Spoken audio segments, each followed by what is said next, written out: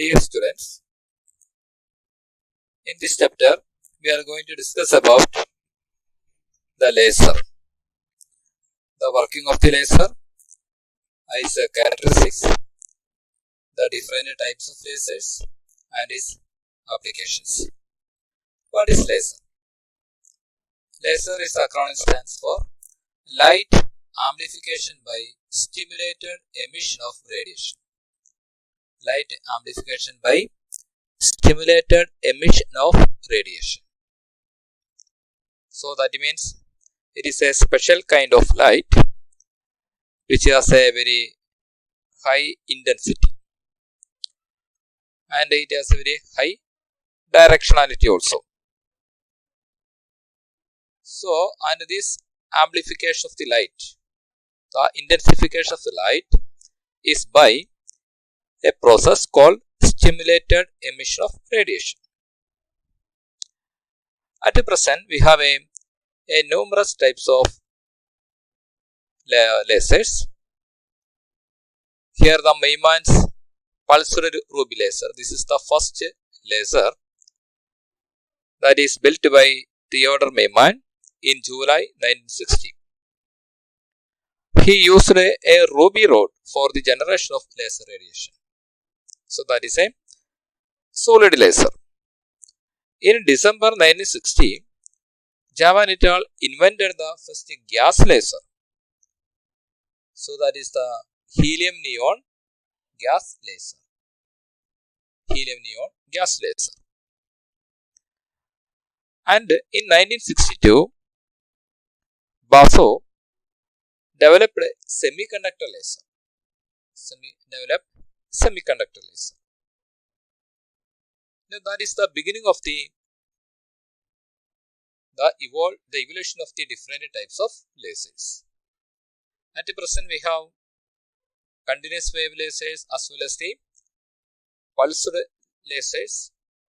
We have the gas lasers, solid lasers, liquid lasers, semiconductor lasers. Okay, we have a different category of lasers. Let us see how the laser works. What is the principle behind the laser action? We know an atomic system can exist in different energy states or energy levels.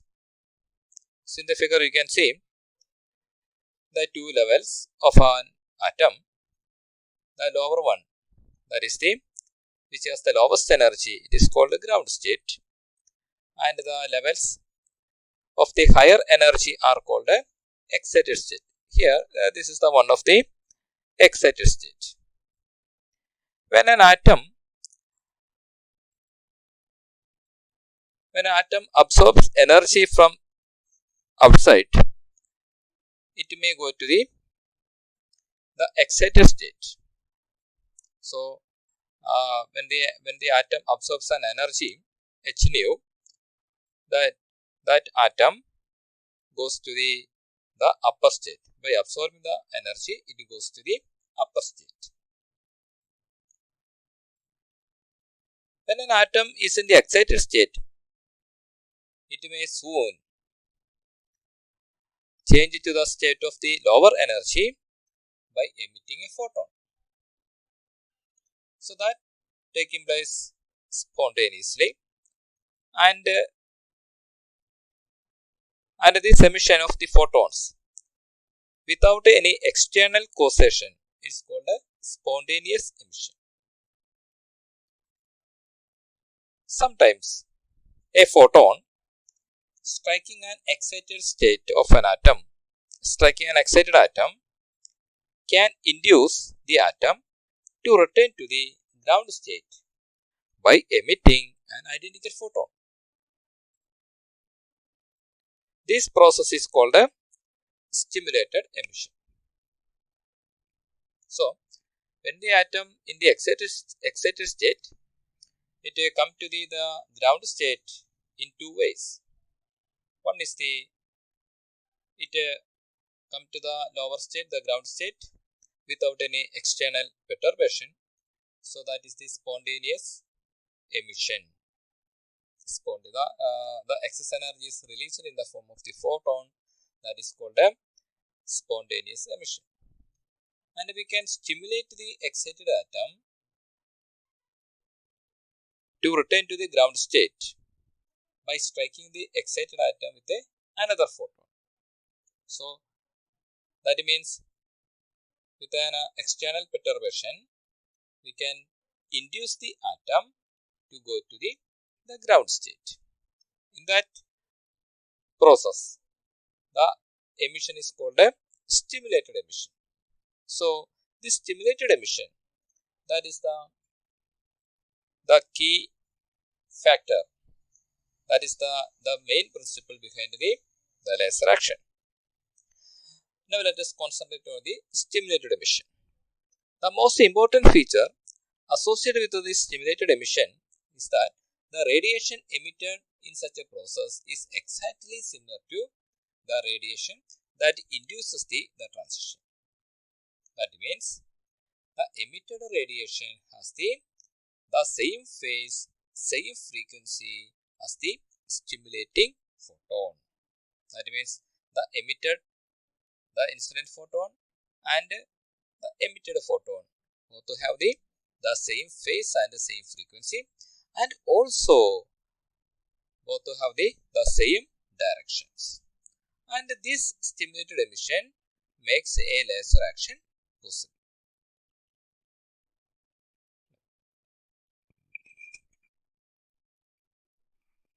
If we choose a suitable material whose atoms can be excited to a well-defined energy state by supplying energy, a spontaneously emitted photon can induce an excited atom to emit an identical atom.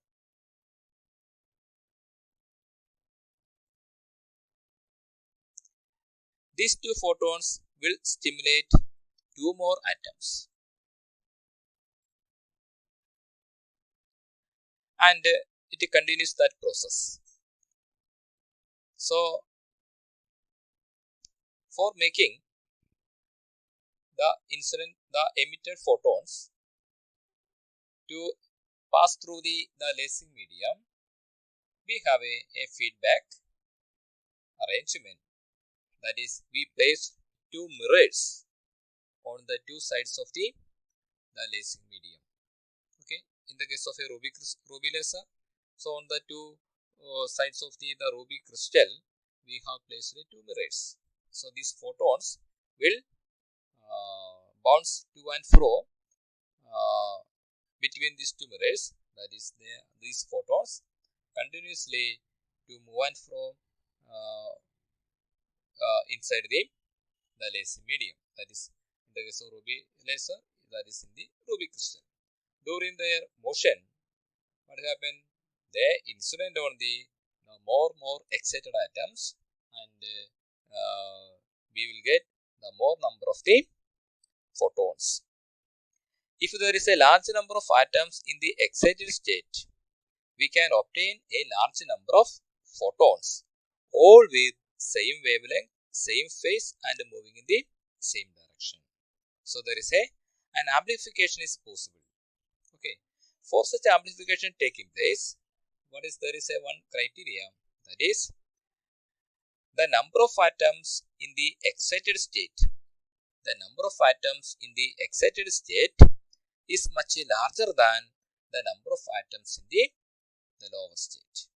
The number of atoms in the excited state is much larger than the number of atoms in the ground state. So this condition is called a population inversion. Population inversion. Okay. So more atoms should be in the excited state. So amplification of radiation is possible only by the population inversion. So you can see the two photons incident on the excited atoms, and we have the four photons. These four photons reflected by the mirrors and again pass through the medium. Then it induces four more excited atoms, and we have a 8 number of photons, and so on. And this process continues. If we have a large number of photons, if we have a sufficient intensity, we can take the laser out through one of the mirrors. So that is we have the laser beam. Okay. So all these photons with a same energy. That means they all have a single wavelength. They all have a same wavelength. That is the name means monochromatic. Okay. And they have a same direction of propagation. So that property is called the spatial coherence. And all are in synchrony. That is, all are in phase. So they are called a temporal coherence. Now this is a picture that is showing the stimulated emission in a mirrored laser cavity. Here first we have the two photons, two stimulated the photons by the stimulated emission, and they are reflected and by the two mirrors on the two sides of the laser medium, and we have the 4 photons, and it is again grow in number by the repeated motion through the laser medium, and if the intensity is sufficiently high, then we can take the laser beam out. Now let us see. Before going to the characteristics of the laser light, let us have one more term. Here, to make the number of atoms in the ground state in the excited state is more as compared to the atoms in the ground state. That is, to get to the population inversion, we have to give sufficient energy to the atoms in the ground state. Then only we can excite them to the higher state. So this process, the process leading to the population inversion, is called a pumping.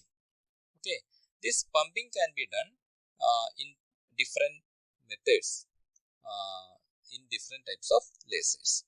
In solid lasers, the pumping is usually done with the help of the very intense light source such as the mercury arc, neon lamp, or flash lamp. But in the case of the gas lasers, the mechanism is the atom-atom collision is by giving the very high electrical energy. In solid state lasers or the diode lasers, it is by the pumping is by supplying sufficient current. That is, they are electrically pumped. And the medium in which the laser action takes place, it is called the lasing medium or the active medium. Okay. Now let us see what are the characteristics of the laser light. The laser light is highly directional.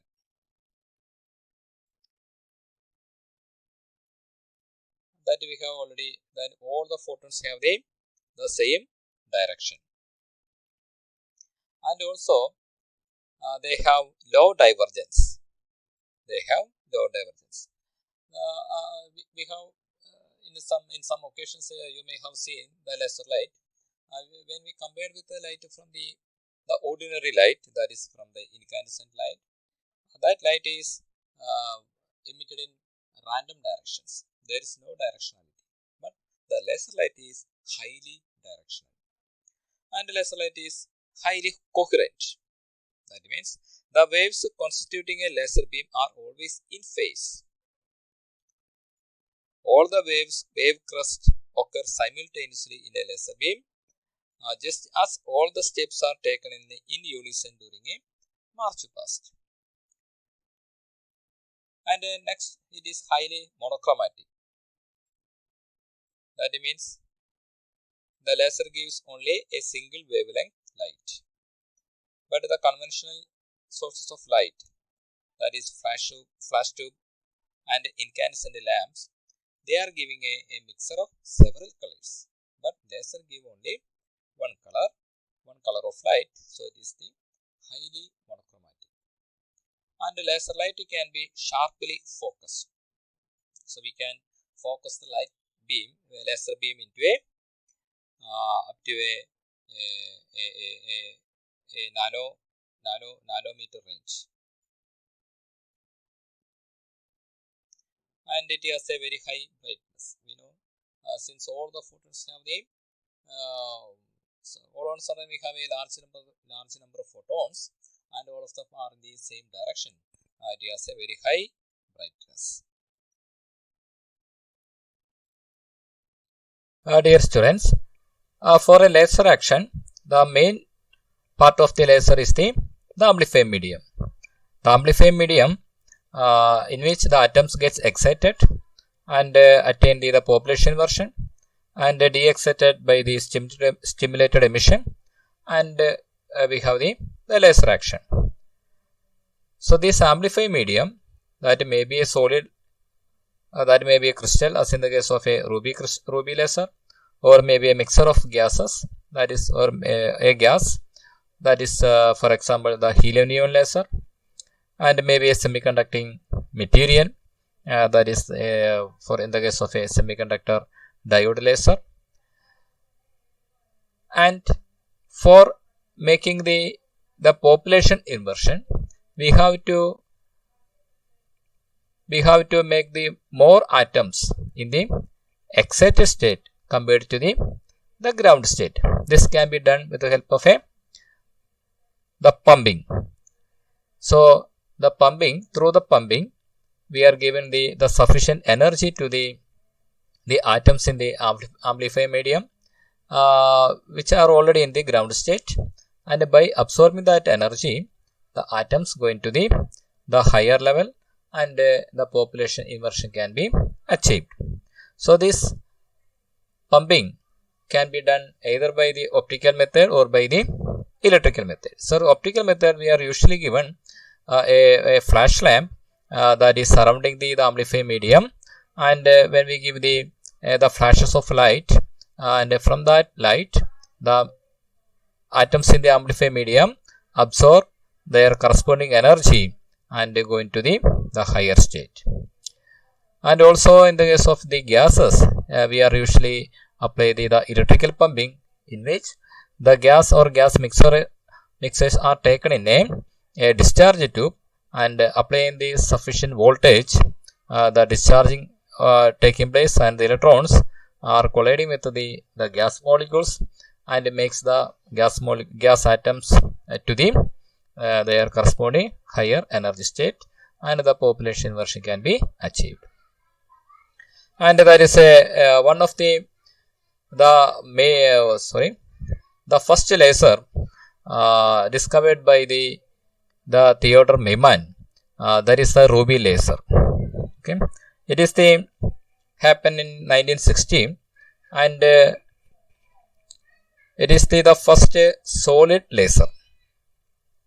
Here the working element of the laser is a pink ruby rod that is excited by an intense radiation from a flash lamp. Okay, this is the pink rod, and here it is excited the atoms.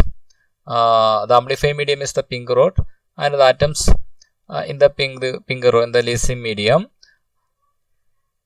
are excited by the flash lamp.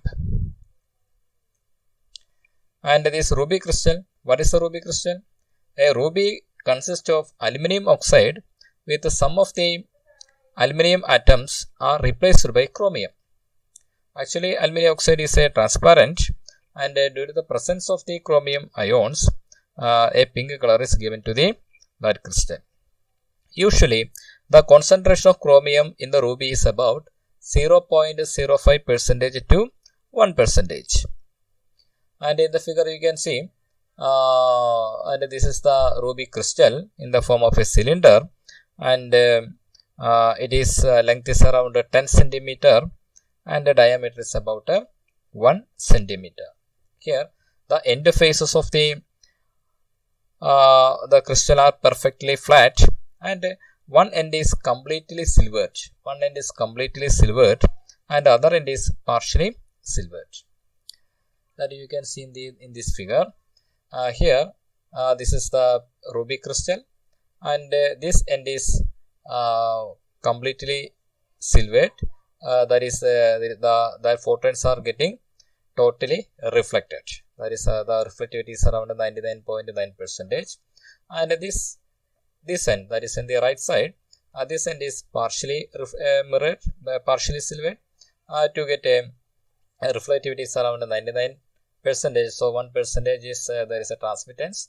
So from this end, the laser beam is emerges out. And here the population inversion is achieved by the help of the optical pumping. This optical pumping is done with the help of a spiral flash lamp, xenon flash lamp, and that is surrounding the ruby crystal. So when the flashes of lights are produced, and from that light the chromium ions are absorbing the energy. So now this is the working of this is the construction and the main parts of the ruby crystal. Now let us go in how the lasing taking place in the ruby crystal. Here, when the intense lights are produced in the xenon flash lamp, which are surrounding the ruby crystal, the chromium ions absorb these flashes of light and make a transition to the higher energy state. If the exciting radiation is sufficiently intense, it is possible to obtain more number of atoms in the upper energy state. So there is a creation of population inversion that can be achieved with the help of flash lamp. So during this process, the more atoms are getting reaches the upper state than the ground state. And as we know, population inversion is the essential requirement for obtaining the laser action. So once the population inversion is achieved, the spontaneously emitted photon, traveling through the ruby rod, when they are traveling through the ruby rod, will stimulate additional radiation. So these photons, the spontaneously emitted photon, collide with some of the chromium atoms which are already in the excited state, and it induces the excited chromium atoms to make the transition to the ground state, and that produce the photon. And this photon and the incident photon are in the same direction that we have discussed earlier. And as these photons are moving back and forth through the crystal, they make more and more stimulated emission, and there is an intense beam and a sufficient number of photons are produced. That means the beam has a sufficient intensity. Since the end faces of the rod are reflecting surfaces, the radiations produced inside the rod bounces back and forth between the mirrors M1 and M2. In this way, the photons or the light gets amplified. So we have an avalanche of photons thus developed, which emerges out from the laser medium, from the system through the semi-silvered surface, that is here this part, this end. And you can see the output radiation. The wavelength is around 6, not around, the wavelength is, the laser is 694.3 nanometer. Now that is the working of the ruby laser. Now this is the energy level diagram of the ruby laser. Here the chromium ions, here the lasing action is taking in between the different levels of the different energy levels of the chromium ions. From the flashlight, the chromium ions absorb the energy, that is from the ground level to the second higher the second energy level. The corresponding energy, the difference is lies in the green light. So the green light is absorbed by the chromium atoms, and they are going to the second energy level. And when they absorb the blue light, they move into the third energy level. The third energy level. And from the third and second energy level, the atoms making a non-radiative transition to a state called a metastable state.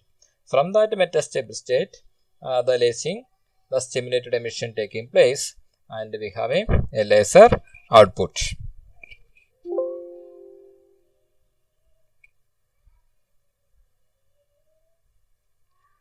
And ruby lasers are mainly used for a number of applications, and they have they are a short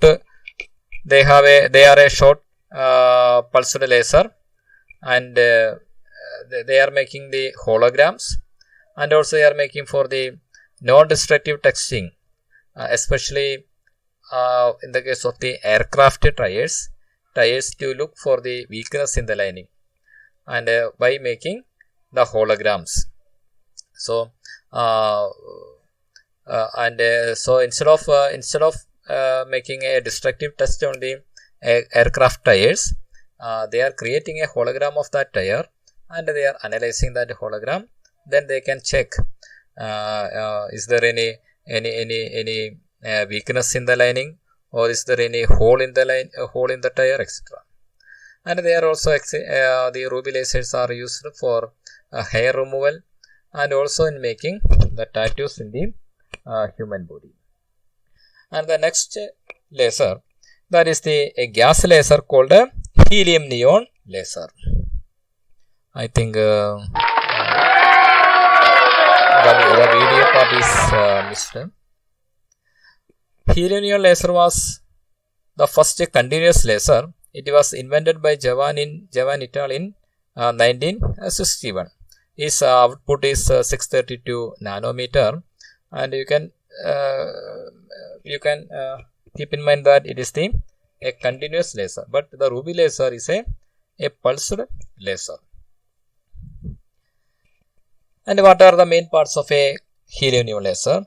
A helium neon laser is a gas laser.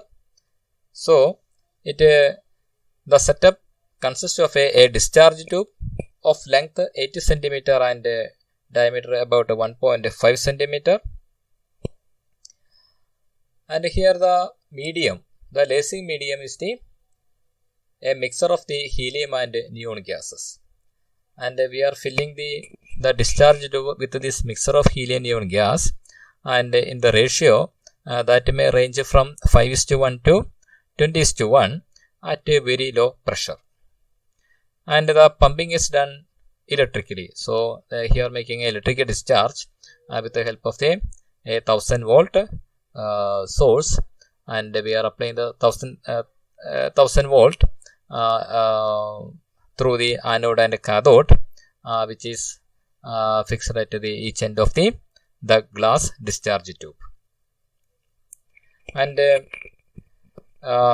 to obtain the feedback system, highly reflective mirrors are placed on the two ends of the discharge tube, in which at one end it is completely silvered mirror, and at the other end it is partially mirror with a 1% transmission. Through that end we are taking the laser beam out, and the power of the helium neon laser that is ranging from 1 milliwatt to 100 milliwatt. And you can see this is the diagram of the helium neon laser, and this is the discharge tube, and here it is the helium and neon gas mixer is filled with a ratio 10:1. That ratio may vary from 5:1 to 20:1, and at a very low pressure.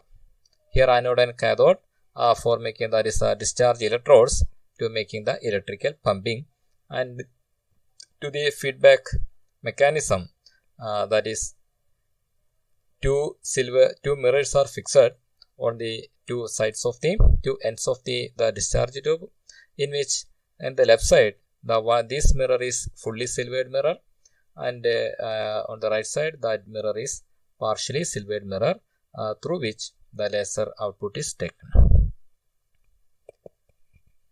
And that is mainly the construction of the helium laser. Now how it works. It works when the electrons are discharged by applying the high voltage in the discharge tube. The electrons are discharged. What happened? These electrons collide with the atoms in the tube. Here the helium atoms. Why we use the mixer of the gases? Why we can use a single gas, helium or neon? Here in the helium neon gas laser, the lasing action is taking place between the different energy levels of the neons. So why we use the helium? Because it is very difficult to excite the neon atoms to the desired energy level. So for making the exciting the neons, we are seeking the help of the helium atoms. So when the electrons collide with the helium atoms can be easily excited, and then they can soon rise to the higher energy state by the electron collisions. When the excited helium atoms collide with the neon atoms in the ground state, the excitation energy of the helium is transferred to the neon atoms. In this way, a large number of atoms in the higher level happens to be more than that of the lower levels. So, a spontaneously emitted photon can trigger the laser action. So, from the 3s level to the 2p level, a spontaneously emitted photon can induce the stimulated emission, and that stimulated emission will cause the laser action. So when the population is a higher level happens to be more than that in lower levels, the laser action taking place, and this lasing taking place, the visible radiation is obtained from the helium neon laser, and it has a wavelength is around 632.8 nanometer. Now that is the working of the helium neon laser. What are the applications of helium neon laser? It is a very narrow beam. It has a very narrow red beam, and they are mainly used in the supermarkets to read barcodes. And it is also used in holography in producing the 3D images of objects. Helium neon lasers have the many industrial and scientific uses, and also they are used in the laboratory demonstration of the some optical experiments. What are the advantages of gas laser over the solid laser? So ruby laser is a solid laser. Helium neon laser is a gas laser. It has some advantages over the solid laser. The first one is the cost of gas laser is very less as compared to the solid laser, and the gas laser is more compact.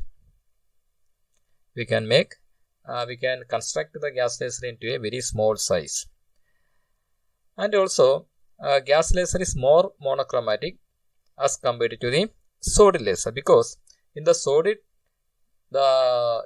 laser, the solid medium is the laser medium.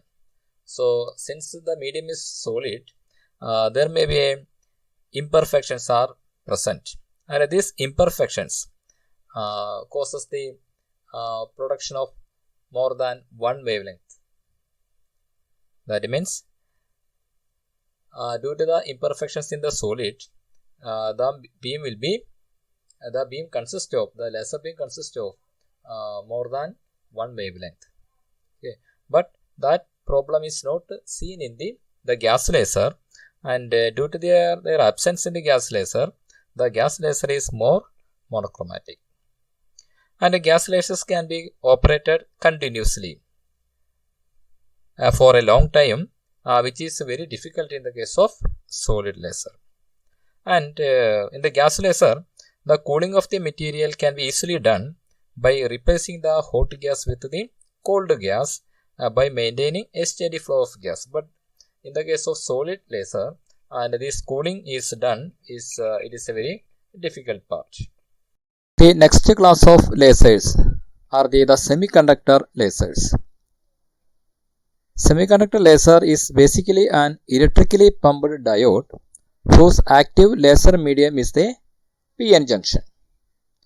Due to its small size and simple construction, it is widely accepted by the optical industry. And in the figure you can see the different configuration of the semiconductor lasers. And this semiconductor laser is as small as a LED, and this is with along with this power, and also this type of semiconductor have a much more power, and with the heat sink arrangement to dissipate the heat produced during the laser action.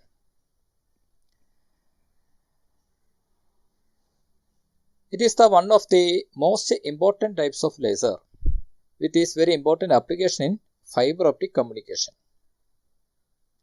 As we have seen, these lasers are the semiconductors as the laser medium, and are characterized by the specific advantages such as the capability of direct modulation in the gigahertz region, small size, and low cost.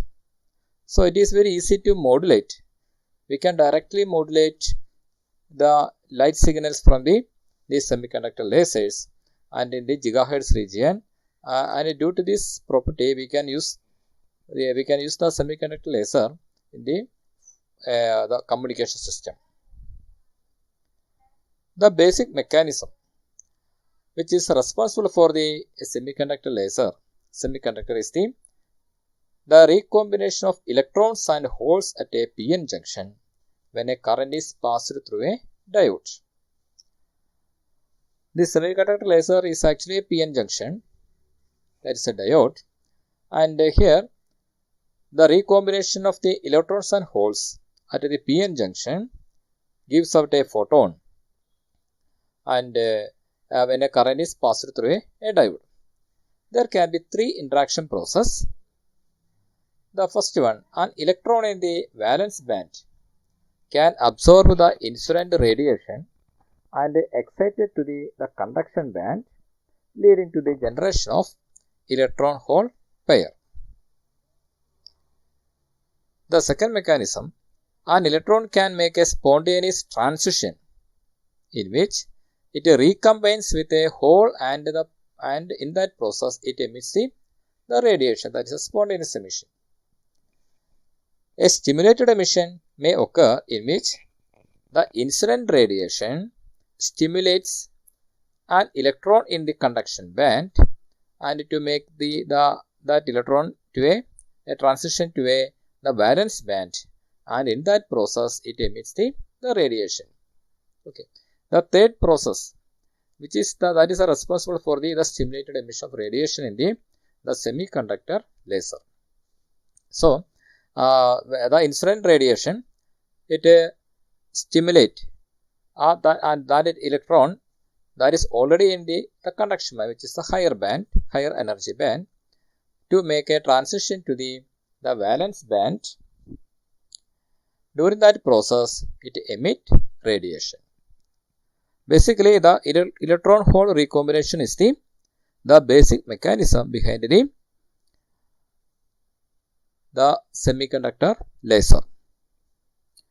You can see there are many similarities between an LED and a laser diode, though they are fundamentally different in their operation. A fairly small current is used in the LED, and the photons produced are spontaneous or incoherent. But if the current is high, the spontaneous emission cannot keep up with the arrival of electrons and holes in the depletion region, and this result is a population inversion that happen in the laser diode. So in a laser diode, the opposite ends of the PN junction are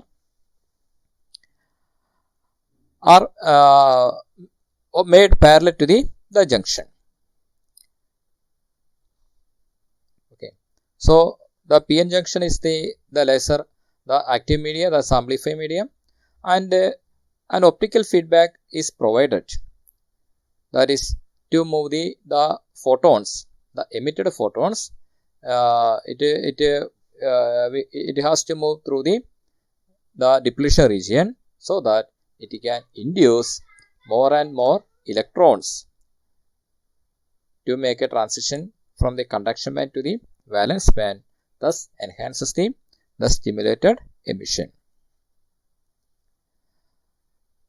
And for the purpose of keeping the photons in the depletion region, we are cleaving or polishing the ends of the PN junction diode at right angles to the junction.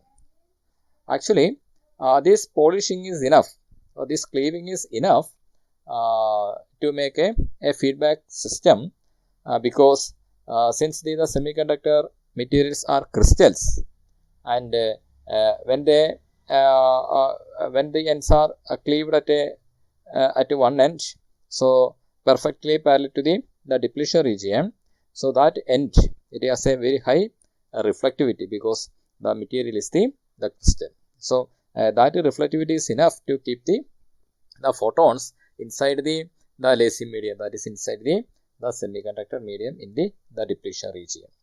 Okay, that means there is no need of fixing of an extra mirror for making the feedback system. This is a typical diagram of the semiconductor laser.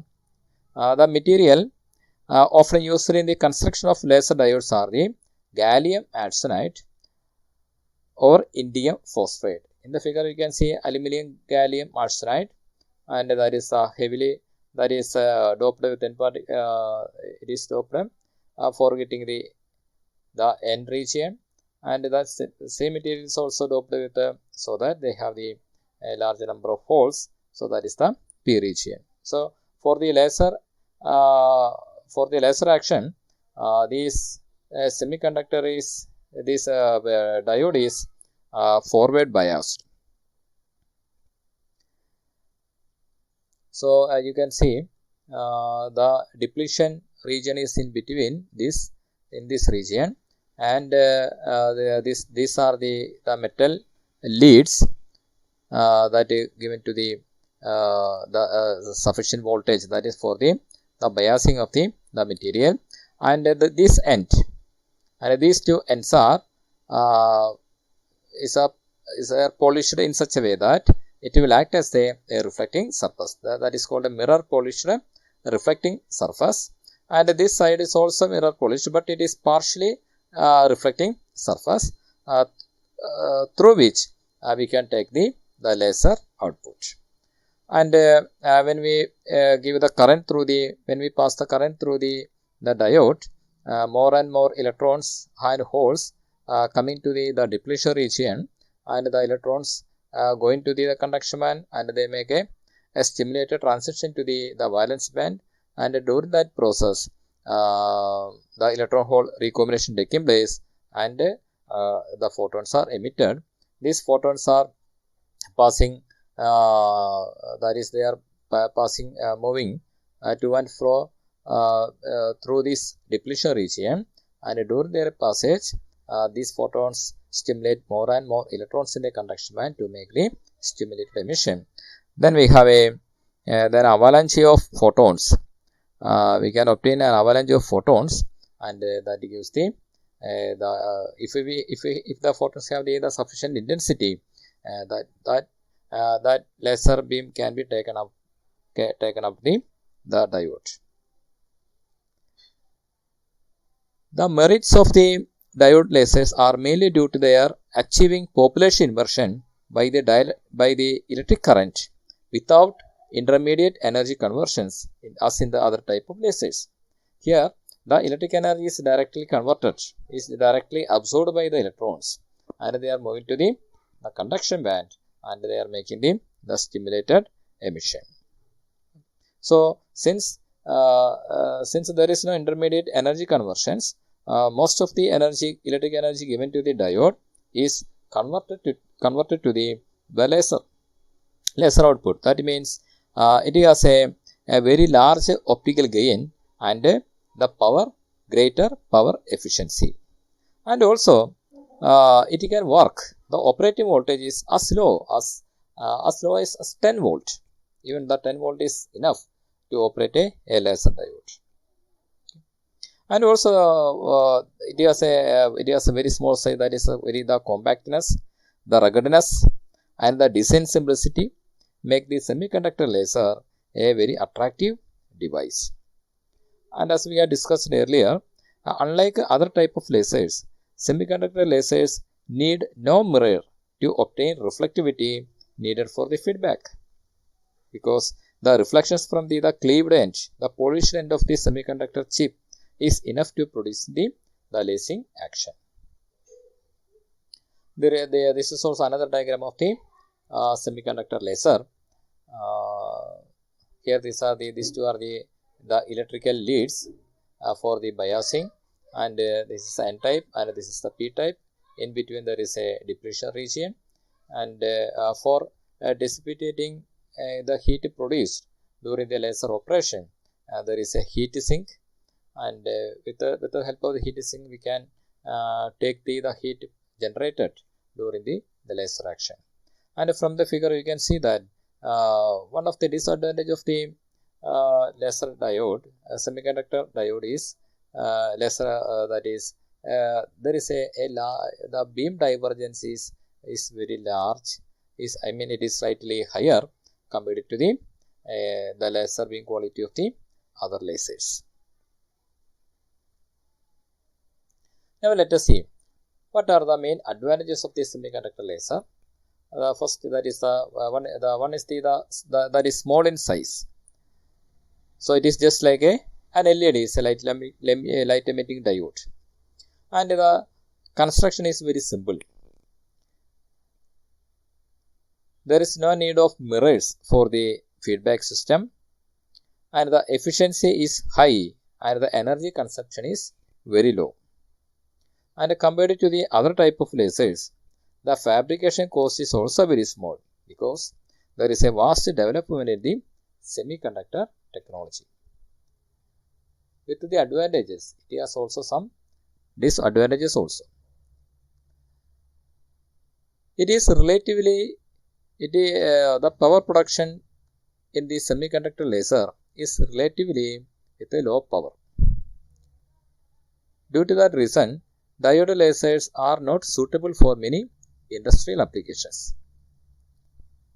And one more problem is the temperature dependency of the laser output. The temperature dependency of the laser output.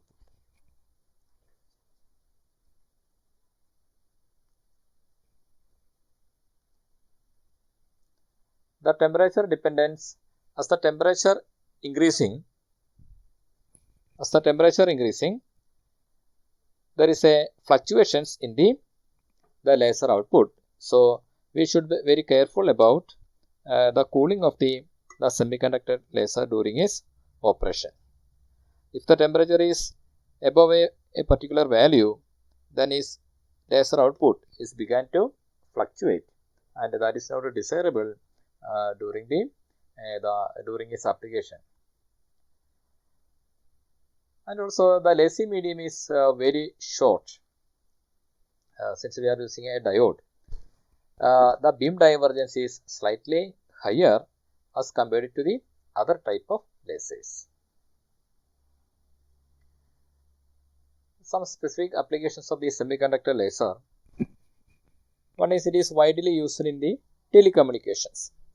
We are already familiar with the fiber optic communication system, in which the signal is passing through the optical fibers as a light signal, and the signal is modulated with the help of the some modulation, and this modulation can be easily done with the semiconductor lasers, because the modulation can be done through the variations in the current.